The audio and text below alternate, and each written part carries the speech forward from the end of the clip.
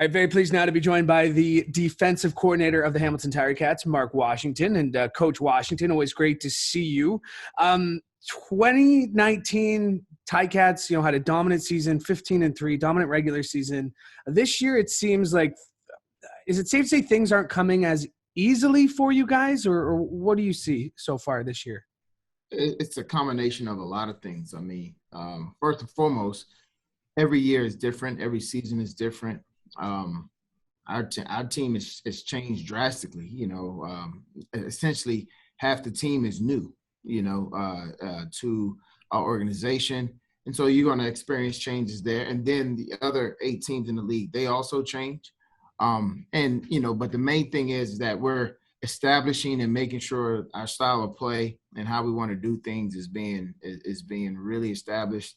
And yeah, I mean, things don't come easy. You go from the hunter to, I guess you can say, being hunted, which totally understand. I mean, everybody should have that mindset. That's how it is. But, things aren't coming as easy when you come in comparison. But, at the midway point, we're continuing to really push through how we want to establish what we're doing and what we're doing. And, we're going to turn the corner on that. Between you and Coach Reinbold, it seems like the draft class of 2020 and 2021, they've really made an immediate impact. And Mason Bennett, we just heard from Coach, is going to be out, but the way he came into the lineup, it had an impact. Stavros has been all over the field. What can you say about your kind of class of rookies? I know they're not rookies anymore, but the class of guys that you've gotten in the last couple of years here, and their ability to kind of buy into what you're doing? A lot of credit goes to Drew, and a lot of credit goes to Sean Burke. Those guys, our personnel staff, they work tremendously hard in the draft, and they know how to find these guys. And we were fortunate enough to be in the position that we were in to draft those guys, and these are high character men who've come in, they bought in, and that's been the key. They're still rookies that make a lot of rookie mistakes and things like that, but they're starting to understand what it means to be a Hamilton Tiger Cat, and then they get on the field, and it allows their skill and their talents to and their heart and everything like that to come out. So these guys are they're adding to our team, and they should be really good players for a long time. And then on the other end of it, I mean, you have Mike Daly, you have Simone Lawrence, and Teddy and Dylan. I mean, it seems like it's a perfect mix for these veterans to kind of pass on what they know while still being kind of the best at their position while doing it. Well, I mean, that's the balance. That's the mix that you want. You want it where, your veterans and your rookies, that's what the team is all about. I mean, in a family, you don't have just a bunch of old people. In a family, you don't have a bunch of young people. You have a nice mix. And when the family can get along together, and, the experience from the experienced ones can be passed down. And then more importantly, when the young ones are willing to accept it and to incorporate it in their own lives, in their game on the field, that's when things begin to work for you. Your coaches as well. I mean, Craig Butler has come in, 2019, and we've seen the Ticats secondary just continue to grow and be successful. And we've seen pieces come in and out, but he seems to always manage to do really well with the group he has. Coach Melvin's the same way. I mean, across the board, what have you seen from your coaches so far here in 2021? These guys, I mean, first of all, between Randy and Robin, we're close to 90 years of coaching experience, and Craig, I think, adds another 5 or 6. So, I mean, we're over 100 years when you put me in, right? So they bring a lot of experience, but more importantly, their expertise and their passion. They know how to communicate with the men.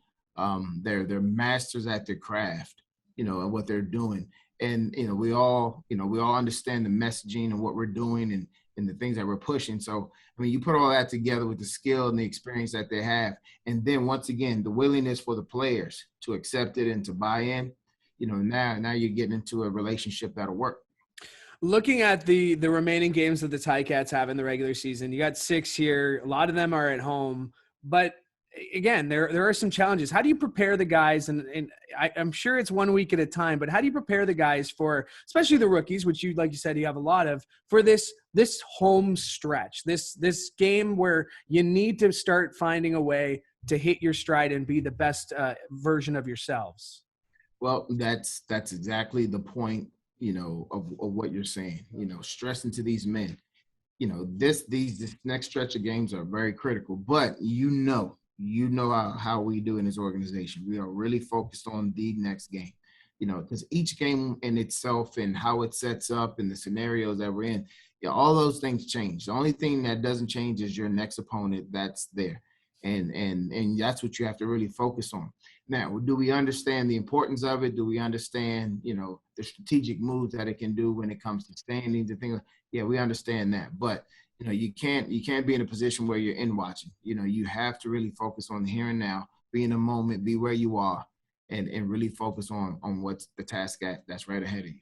And that's the Argos, and the Argos coming off a big win. You're trying to keep pace with them. Is there something to be said about playing a team 4 times in a season? I know they're never. You're not the same team you were the first 2 times you played them. They're not the same team. But is there something to be said about playing a team 4 times over the course of a 14-game schedule? It's a little weird, but I remember even when I played back in the '90s, we would play, a team 4 and 5 times, and you may even get it 6 times when it came to playoffs and then preseason, right? So, I mean, it's not unprecedented. It's happened before, and they're a really good team. So it doesn't matter the number of times. It's like, all right, this time, whether this is the third time, fourth time, 10th time we play them, this is the time that's most important right now. All right, what are you going to have to do defensively to pick up a win here on Monday, Thanksgiving Monday here? We're going to have to play our brand of football, Ticat D football. They're a really good team when they live on that deep ball and those guys the Vars Daniels, he is really up the field, and then probably 8 will be back. All these guys will be back, and John White, and the running game, as we saw last week, really took off. So I mean, we're going to have our hands full trying to contain these guys, but that's the challenge that we face every single week, but I know our men, they'll be prepared and they'll be up for it, and they'll do the job.